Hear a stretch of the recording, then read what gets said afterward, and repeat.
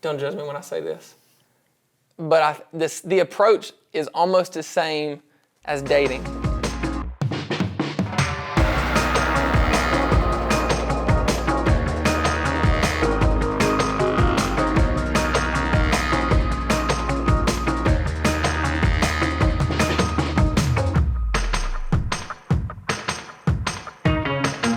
Hey guys, we have another episode for you today. I have a great friend with me, Justin Fryer.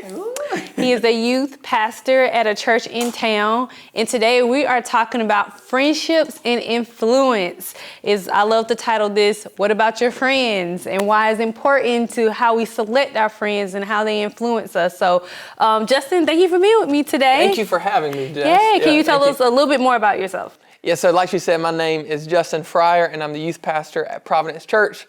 I'm married to Lex Fryer, and we currently have a baby on the way. Have a little dog. She is my world. Her name's Izzy. And yeah, I mean, that's about it. That's me. Yeah. Got a jean jacket on. Well, I'm excited to have you here because I feel like you're the perfect person to talk about friendships among teens and young adults, and just how important and why it is important to have good friendships. So let's start my first question. Why is it important to have good friends in your life? Well, friend groups are everything. For me, I think all of us, like, relationships dictate everything about our life. Like we're created for community, and especially in middle school and high school, man, your friend group determines the direction of your life. Like, I think John Maxwell said, like, you become the average of the top 5 people around you. And it's kind of like every single friend group or every group of friends you have, it's like you have a drift, right? And it's a positive or negative drift. And so if you have positive friends, well, even if, you're having a bad day, because you have positive people around you, they're going to naturally drift you to the places that you want to be in life. But the opposite, I think, is also true, that when you have negative people around you, or you're surrounded by negative people, you're going to end up doing things, that you never knew you would do, saying things you never would say, doing things that, I guess, for middle school and high schoolers, that you would not want your parents to know that you're doing. Because peer pressure and everything, but we want to be accepted, we want to be known, and we find that in community. So I think being surrounded by positive people, it has like a multiplication effect on your life in your future, because we can't do this life alone. Especially growing older, you realize you can't do anything alone. So I think being surrounded by people who are living the kind of life that you want to live, going, I guess, the direction that you want to go, I think it's huge. Yeah, and I love the piece where you talk about, like, especially that young age is so much, even at older age, I think maybe age is not even a factor, that we want to be accepted, we want to be seen, and we want to be valued. And I think all of us may have experience where we may have compromised things that we didn't want to do because we want to be in that group, or we want to have the friends. And so I agree with you. Having good friends actually just help us be better people, just in general. And it makes the process easier too, because like I've started my fair share of diet plans and like gym routines. And bro, getting up early in the morning by yourself is tough. It's like hard. Like you can't like just encourage yourself, get up, you can do it. No, I can't, But we had a group of friends that we started doing that. We said, all right, every single morning we're gonna go run. And just because I knew they were expecting me to do it with them, it made it so much easier. And I think, all of us, man, we want to be better, we want to do better, think better, eat better, whatever it is to live a better life. I think, man, putting yourself in an environment to where better is easier, I think that's community. I think having people around you with the same morals or things that you want to do, it does make it a whole lot easier on you, Yeah, and I think it's help you land where you want to land, because it feels genuine, it feels true to who you are when you have people around you that see you for who you are, encourage you, or willing to tell you the truth too. That's one of my tickets for I have a very small group of friends, and one of the things, if you're willing to hurt my feelings in love, I know you'll tell me the truth. You won't let me, or try not to let me do something that wasn't a fit for me, because you're like, I'm not afraid to hurt your feelings. I'm willing to tell you the truth. So yes, that's like a ticket for me. Like, oh, you're not afraid to hurt my feelings because you love me? Check. You're a good friend. Exactly, man. Yeah. Okay, so what qualities do you think young adults and teens should look for in their friendships? I think you said it perfectly. I think, obviously, me, I'm somebody, I want you to tell me like the good things about me, you know what I'm saying? So definitely you need to have somebody who's going to encourage you, who's going to love you, who's not going to judge you. I think even from a young age, those are things that anybody wants. But to have a friend who's real and raw, you might not want that, but you need that. You know, exactly what you just said. Like, and I'm in a place in my life now to where I'm desperate for that, because I know I have a ton of blind spots, that I may be good in areas, but equally, man, I'm not that great in other areas too. And so, and this is where my wife and I have a group of friends who are really good at this too, where they tell it how it is, not because they want to like talk down to me or look down at me, because man, they know who I have the potential to be. And so they're going to tell me exactly what I need to hear, regardless if it hurts my feelings or not. You know, they can call me out when I'm doing something, you know, that's not best for me. They can call me out, and not call me out in a negative sense, but just call me up to the person that they know I can be. So I think, so to have people who can not just call you out, but call you up to be the person that you have the potential to be, I think that's very, very necessary, for your life and the trajectory of it.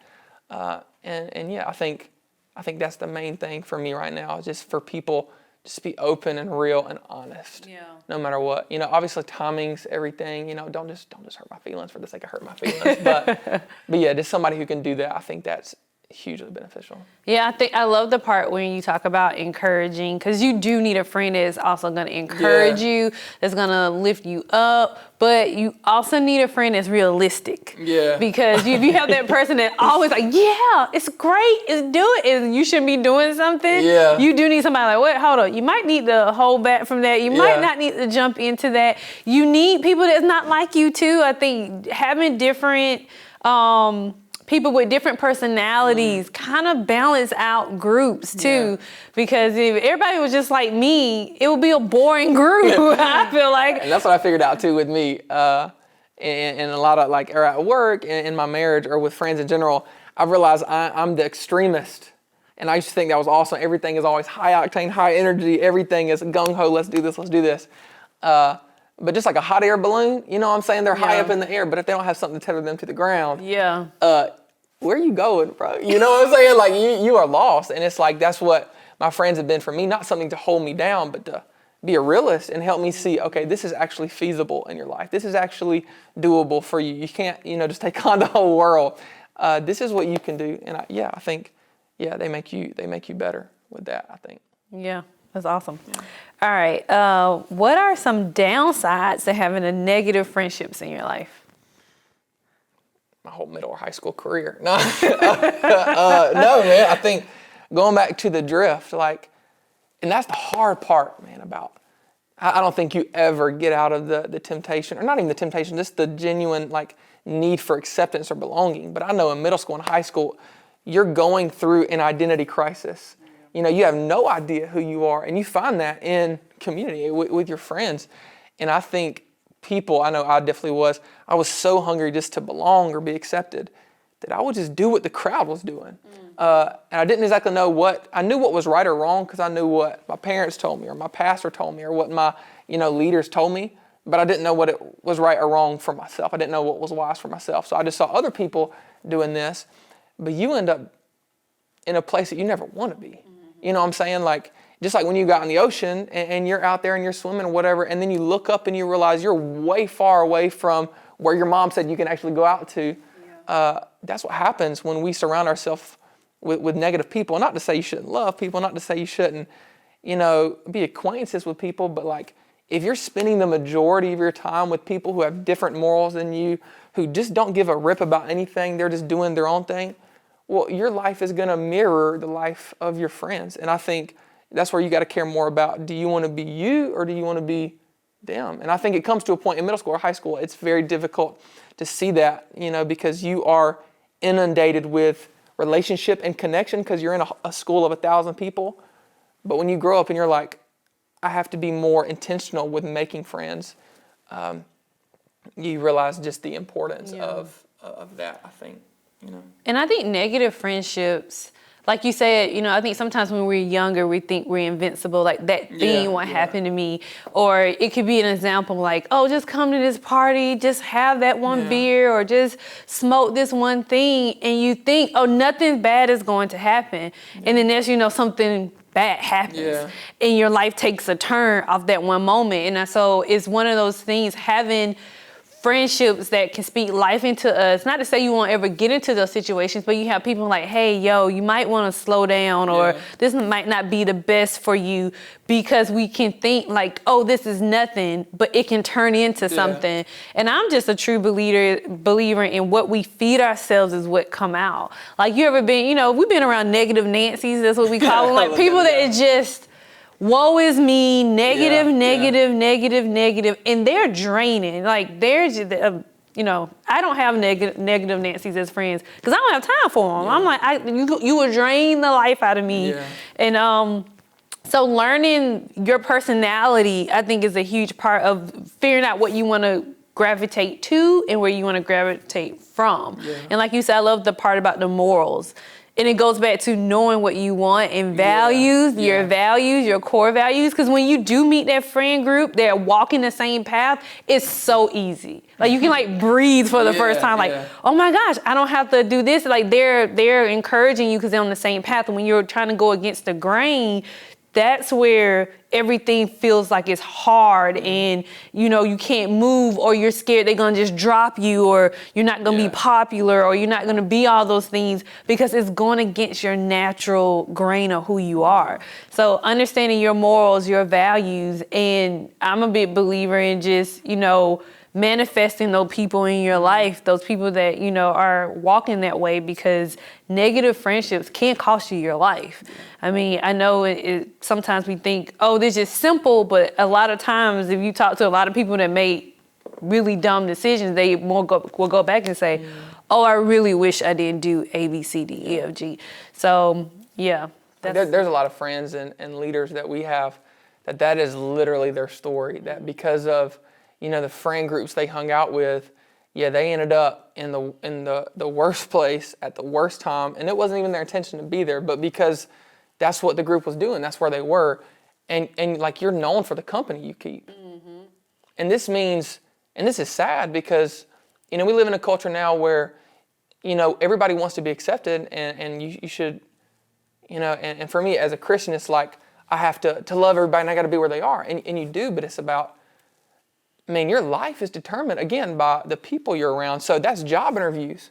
Like, people are actually looking on your social media, and if they see, like, because perception is just everything right now. And so if they see you on your social media, like, behind the little square image, you could be living the purest, best life possible, but because you're simply with them, they automatically perceive you as them, and it's like, with anything, you're known for that, and that sucks, and I hate that because I don't think it ever should be that way. I think we should be known for who we actually are and the choices, that we make. But you're known for that. It's hard. So I think that's why it's so important to have the people around you who are going to empower you and equip you to be the you that you have the potential to be. And having people around you, especially for my people that are dominant personalities, sometimes they get told, well, you need to quiet down, or you're too much. And then when you find your right group, you won't be too much. You'll be just enough as you are. So finding that space of that, because like you said, now we live our whole lives on social media, right? So if you want to know something about somebody, all I got to do is go on, or what I want to perceive, or what you show me about yourself. I go on your social media feed, and that just applies to job interviews or people. And a lot of times in the job world, it's about who you know.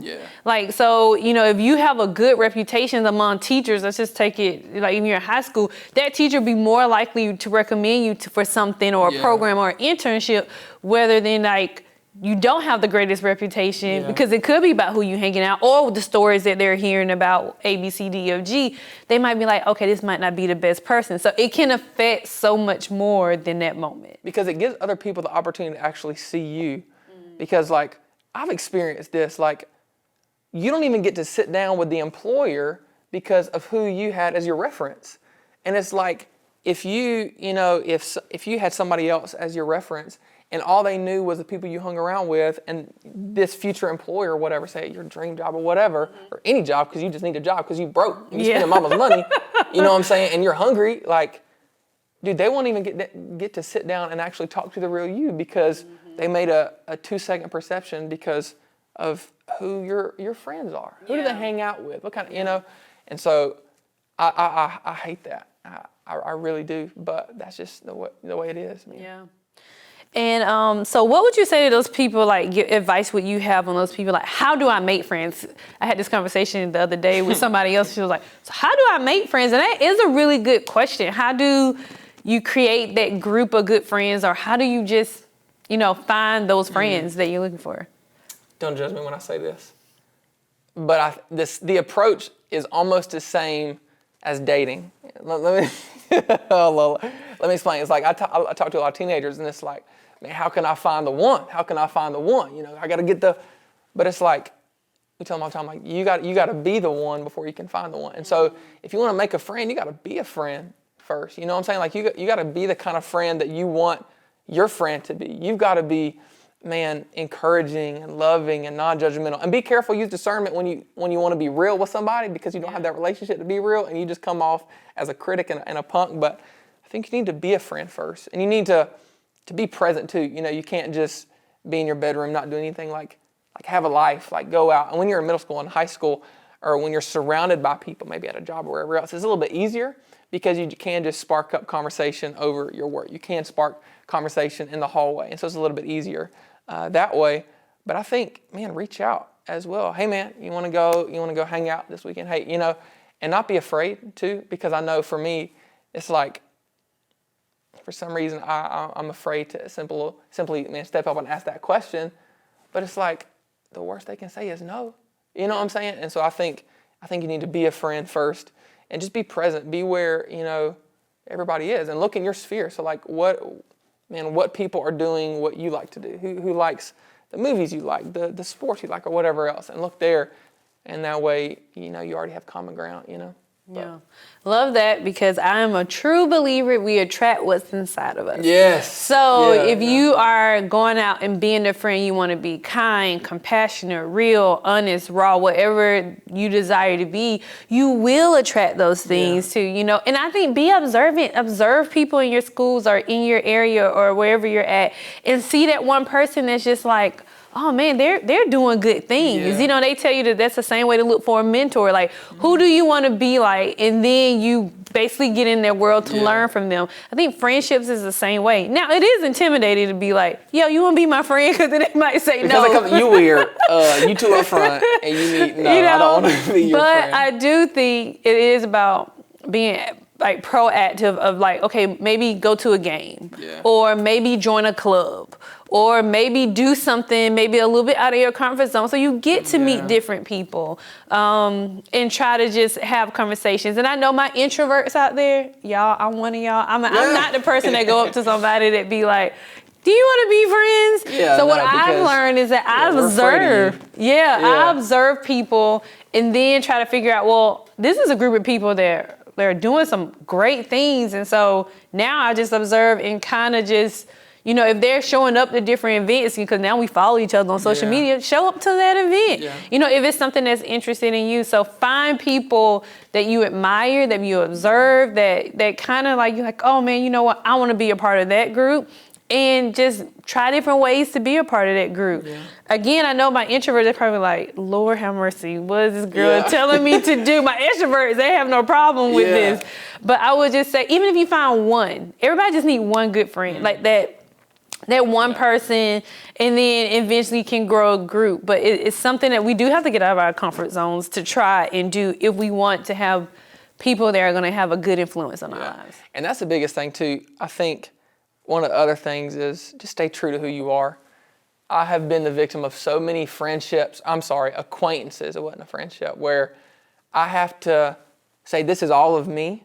I can only give them this because I'm ashamed of this, because they won't accept me if I don't have this. And like, if you got to tweak your humanity, if you got to conform your uniqueness to fit their mold of who you should be, man, that friendship's got a really quick expiration date. And you guys are going to clash down the road. It's kind of, y'all are friends hanging out, whatever, but there's going to come a point where you begin to clash because you're hiding the real you. And I think, like I said, in middle school and high school, that's very difficult because we don't really know, who we are. And so the temptation is to conform and try to fit into.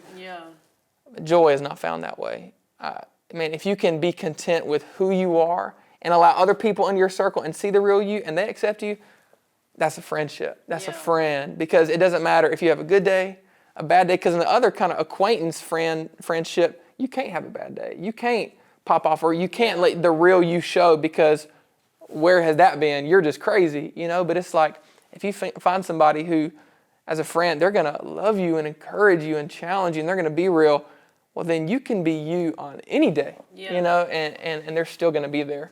So I think learning just to, man, be content with who you are, kind of be a friend to yourself kind of thing. And learn I think what you're just talking about is identity. And I think what you said not too long ago is like, it starts with you. Examining who you are. And I know that sounds a lot for younger people, but I think we have something that's naturally in us that's like, you know, I don't really want to do this. And so following that gut instead of just saying, well, I'm going to compromise that because I want to be a part of the group. Yes, it's easier said than done. I know this. But I promise you, if you follow that, you won't look years later and regret all that time. You'll be super thankful that you did follow that. So maybe it's just learning to trust the very thing that inside of you, that warning, like we all have it, like, oh, I don't have a good feeling about this, or something's off with this. Trust that feeling. If you have it, don't walk into the wilderness. Don't do it, because we're older and we do have different perspectives, and we realize now that, like, oh, I wish I didn't do this, or oh, I wish I didn't do that. So learn to be comfortable and content with yourself. I love that. And learn to, and just start by just trusting what you like to do, and believing other people will come around to do that, because you don't want to compromise, because it can be a lot at stake. Oh, well, thanks, Justin. Thank you. I love it. Yeah. Thank you guys for joining us for this episode, and we look forward to seeing you guys again. Have a blessed day.